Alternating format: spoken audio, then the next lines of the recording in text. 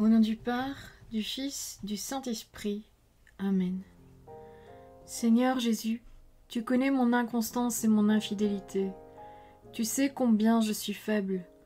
Alors je demande en ton nom que notre Père céleste envoie son Esprit pour que quotidiennement je puisse entreprendre la lecture du catéchisme de l'Église catholique et que mon cœur s'ouvre à la tradition enseignée par ton Église, ma mère. Que je puisse ajuster toutes mes actions et mes œuvres à son enseignement. Mon Jésus, avec confiance j'abandonne la constance et la fidélité de toute la démarche entre tes mains. Que Saint Michel Archange et mon ange gardien protègent et défendent chaque moment quotidien consacré à cette lecture. Maintenant, avec toi et par ta voix, disons: Notre Père, qui es aux cieux, que ton nom soit sanctifié, que ton règne vienne, que ta volonté soit faite sur la terre comme au ciel. Donne-nous aujourd'hui notre pain de ce jour. Pardonne-nous nos offenses comme nous pardonnons aussi à ceux qui nous ont offensés. Et ne nous laisse pas entrer en tentation, mais délivre-nous du mal. Amen. Ensemble, mon Jésus d'amour, saluons notre sainte maman, la Vierge Marie. Entre ses mains, je remets mon cœur, mon âme, ma volonté et ma vie, afin que par ses soins règne en moi la volonté du Père, et qu'en ses mains mes œuvres soient gardées, transformées, en parfaite offrande rayonnante de la lumière de Dieu, pour sa gloire, le salut des âmes et la consolation des âmes du purgatoire. Je te salue Marie, comblée de grâce. Le Seigneur est avec toi, tu es bénie entre toutes les femmes, et Jésus, ton enfant, est béni. Sainte Marie, Mère de Dieu, prie pour nous, pauvres pécheurs, maintenant et à l'heure de notre mort. Amen. Je te salue Marie, comblée de grâce, le Seigneur est avec toi. Tu es bénie entre toutes les femmes, et Jésus, le fruit de tes entrailles, est béni.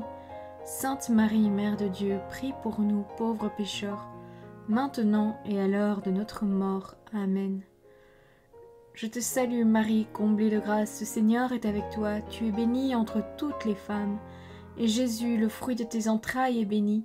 Sainte Marie, Mère de Dieu, prie pour nous pauvres pécheurs, maintenant et à l'heure de notre mort. Amen. Ô Saint-Esprit, par l'intercession du cœur immaculé de la Sainte Vierge Marie, et par le cœur chaste de Saint Joseph, donne-moi un cœur doux, humble, pur, miséricordieux et charitable. Rends-moi docile à tes célestes inspirations, et prompte à y répondre. Que mon cœur enflammé de ton amour soit en toutes ses œuvres dans la volonté du Père, œuvrant ainsi sous ton joug léger et joyeux. Père céleste, je fais ces demandes par les mérites, les œuvres et les souffrances de Jésus-Christ, ton Fils bien-aimé. En mon nom, au nom des âmes de ma famille, au nom des âmes de mes proches, au nom des âmes qui se sont recommandées à mes prières, au nom des âmes constituant ta Sainte Église, le pape, les cardinaux, les évêques, les prêtres, les religieux et religieuses, les laïcs, au nom des âmes qui ne te connaissent pas, des âmes des païens, des âmes des hérétiques, des âmes des apostats et des âmes froides. En tout temps, dans les siècles des siècles. Amen. Le respect de l'intégrité de la création. Numéro 2415. Le 7e commandement demande le respect de l'intégrité de la création. Les animaux, comme les plantes, et les êtres inanimés sont naturellement destinés au bien commun de l'humanité passée, présente et future. Voir le livre de la Genèse, chapitre 1, les versets 28 à 31.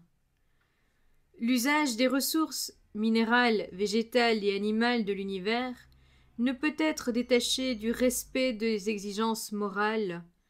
La domination accordée par le Créateur à l'homme sur les êtres inanimés et les autres vivants n'est pas absolue. Elle est mesurée par le souci de la qualité de la vie du prochain, y compris des générations à venir. Elle exige un respect religieux de l'intégrité de la création. Numéro 2416. Les animaux sont des créatures de Dieu. Celui-ci les entoure de sa sollicitude providentielle. Voir l'Évangile selon saint Matthieu, chapitre 6, le verset 26. Par leur simple existence, ils le bénissent et lui rendent gloire. Voir le livre de Daniel, chapitre 3, les versets 79 à 81. Aussi les hommes leur doivent-ils bienveillance. On se rappellera avec quelle délicatesse les saints comme saint François d'Assise ou saint Philippe Néri traitaient les animaux. Numéro 2417. Dieu a confié les animaux à la gérance de celui qui l'a créé à son image. Voir le livre de la Genèse, chapitre 2, les versets 19 et 20, ainsi que le livre de la Genèse, chapitre 9, les versets 1 à 4. Il est donc légitime de se servir des animaux pour la nourriture et la confection des vêtements. On peut les domestiquer pour qu'ils assistent l'homme dans ses travaux et dans ses loisirs. Les expérimentations médicales et scientifiques sur les animaux sont des pratiques moralement acceptables pourvu qu'elles restent dans les limites raisonnables et contribuent à soigner ou sauver les vies humaines. Numéro 2418. Il est contraire à la dignité humaine de faire souffrir inutilement les animaux et de gaspiller leur vie. Il est également indigne de dépenser pour eux des sommes qui devraient en priorité soulager la misère des hommes. On peut aimer les animaux. On ne saurait détourner vers eux l'affection due aux seules personnes. Troisième point. La doctrine sociale de l'Église. Numéro 2419. La révélation chrétienne conduit à une intelligence plus pénétrante des lois de la vie sociale. L'Église reçoit de l'Évangile la pleine révélation de la vérité de l'homme. Quand elle accomplit sa mission d'annoncer l'Évangile, elle atteste à l'homme, au nom du Christ, sa dignité propre et sa vocation à la communion des personnes. Elle lui enseigne les exigences de la justice et de la paix, conformes à la sagesse divine. Numéro 2420. L'Église porte un jugement moral en matière économique et sociale, quand les droits fondamentaux de la personne ou le salut des âmes l'exigent. Dans l'ordre de la moralité, elle relève d'une mission distincte de celle des autorités politiques. L'Église se soucie des aspects temporels du bien commun en raison de leur ordination au souverain bien, notre fin ultime. Elle s'efforce d'inspirer les attitudes justes dans le rapport au bien terrestre et dans les relations socio-économiques. Numéro 2421. La doctrine sociale de l'Église s'est développée au XIXe siècle lors de la rencontre de l'Évangile avec la société industrielle moderne. Ces nouvelles structures pour la production de biens de consommation, sa nouvelle conception de la société, de l'État et de l'autorité, ces nouvelles formes de travail et de propriété, le développement de la doctrine de l'Église en matière économique et sociale attestent la valeur permanente de l'enseignement de l'Église, en même temps que le sens véritable de sa tradition toujours vivante et active. Numéro 2422.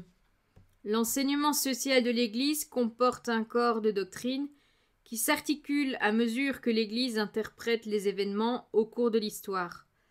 À la lumière de l'ensemble de la parole révélée par le Christ Jésus, avec l'assistance de l'Esprit Saint, cet enseignement devient d'autant plus acceptable pour les hommes de bonne volonté qu'il inspire davantage la conduite des fidèles. Numéro 2423. La doctrine sociale de l'Église propose des principes de réflexion.